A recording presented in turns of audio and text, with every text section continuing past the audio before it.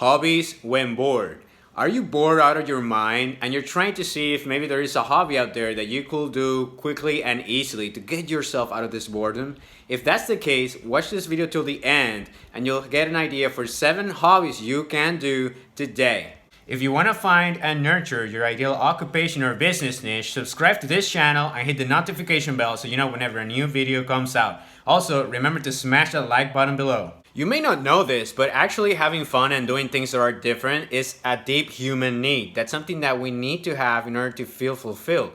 Not only that, it's not so much of a want, as in, oh, I want to have fun, but it's an actual need that you have. So in order to fulfill that need for variety, some people end up overeating because they get the fun from snacking, from trying new things with good flavors.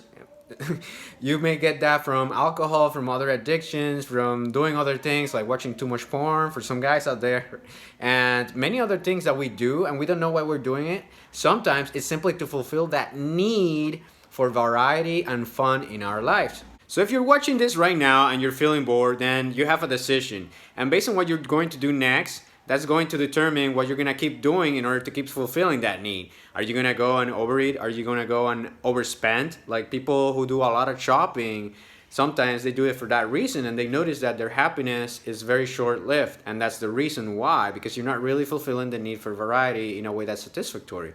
One potential way to do that is through hobbies, and that's why we are starting with number 1, volunteering. That's right. If you are a volunteer, not only do you get to go out there and contribute and be helpful to others, but you also get to socialize with other people. You get to do things that you don't normally do. And there are all kinds of volunteering activities out there that you could do. You can go and do things that have to do with recycling. You can go and do things with Christmas baskets that you're gonna give to a community in need. You can go there and help people clean the beaches or clean some other things.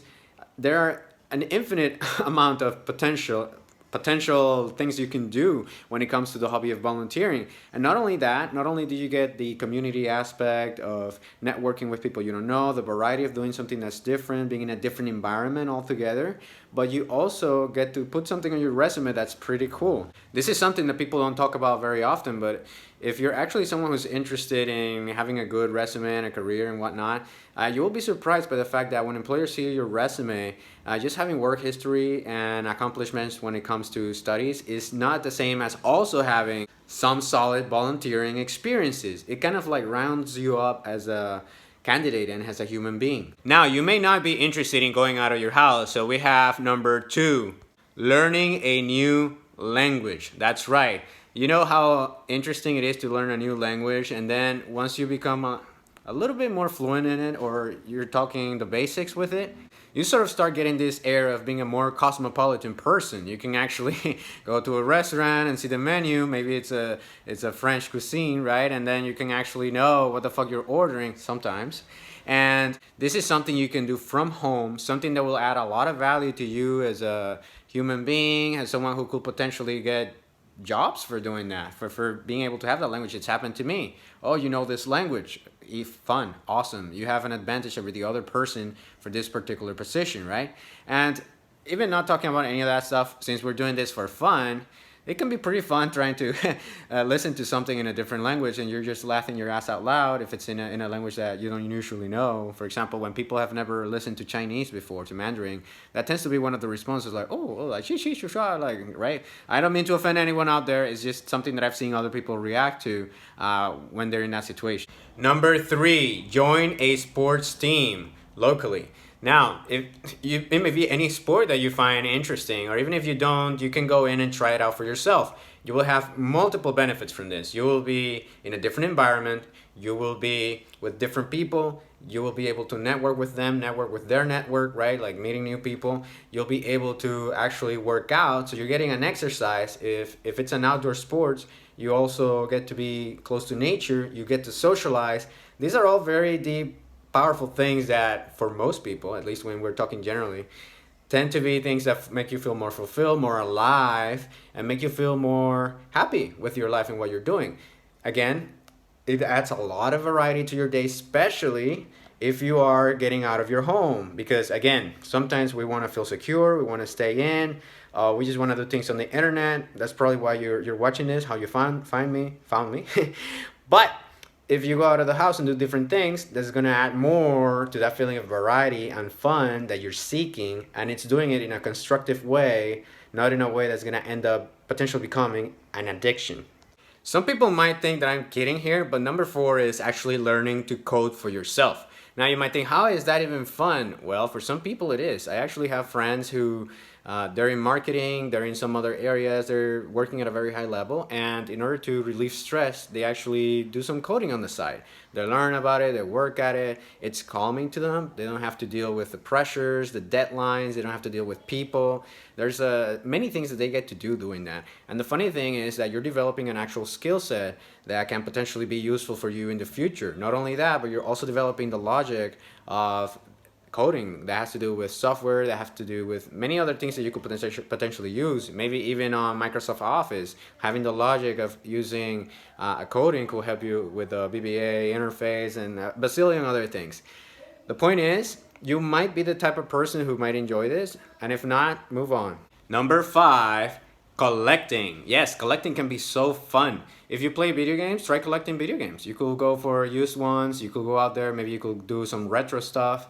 If you like other things like baseball cards, or I don't know, so some other things, whatever it is, maybe Barbie dolls, whatever that, whatever something that you can get some feeling of pride of, oh, look at my collection, and you can like clean them and position your collection in a way that kind of like showcases who you are, and that's kind of like a fun thing to do that can potentially be cheap, and it also gives you the thrill, the challenge of the chase, the challenge of actually collecting the pieces to amass somewhat of a portfolio, so to speak. Number 6 is reading, listening to podcasts, watching YouTube videos. You're probably already doing this, but try doing it in a topic that you don't usually go for. Or maybe if you're always reading or trying to watch things about maybe entrepreneurship or business or whatever, maybe try doing it in a different way. Find different channels if you're doing it on YouTube. Try and see some compilations of things from, I don't know, very successful people. Try and expand basically the zone of what's coming into your mind. If you're always reading the same types of books from the same sources, you're gonna stay the same kind of person, and it's not that very interesting. Maybe you're the kind of person who likes learning new things, and most of us do to a certain extent.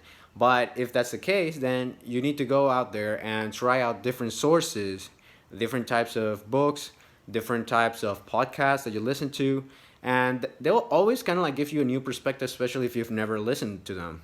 Even if it's in the same industry that you usually like, try and go for someone else who's gonna have a different take, a different delivery, and that's gonna make you feel like you're doing something different. And the good thing about that is you don't even need to go out of your home. Number 7, online games. There's a lot of big online games in which you can potentially make online friends. You can have a blast playing if that's something that you want to do. I remember I used to play a game that had to do with typing, and that helped me develop my typing speed as well. And the fact that it was fun. When I was super bored, I was like, okay, let's do this. And I knew that not only was I entertaining myself, but I was actually helping myself for the future, which is something that can help you with a conscience. As an extra, this is a list of hobbies that I found particularly alluring, but you may be completely different. Maybe you like gardening, maybe you like doing some other things. If that's the case, then smash that like button below. No, do it. But if that's the case, you can always go online and see very long lists of hobbies, and you will immediately know, like when you read them, it's like no, yeah, it's like, oh, okay, this makes sense, and then you want to try that out. But try it. Don't just read the list and not do anything, because again, you're gonna fulfill that need for variety in some way, and it's probably not gonna be a good one if you don't consciously decide what that's going to be, if that makes sense. And if you want to learn more about hobbies and how to do something that's constructive and at the same time fun, subscribe to this channel and hit the notification bell so you know whenever a new video comes out. Also, remember to smash that like button and comment below with any questions you might have or any hobbies that you yourself do and you find very, very interesting. See you later.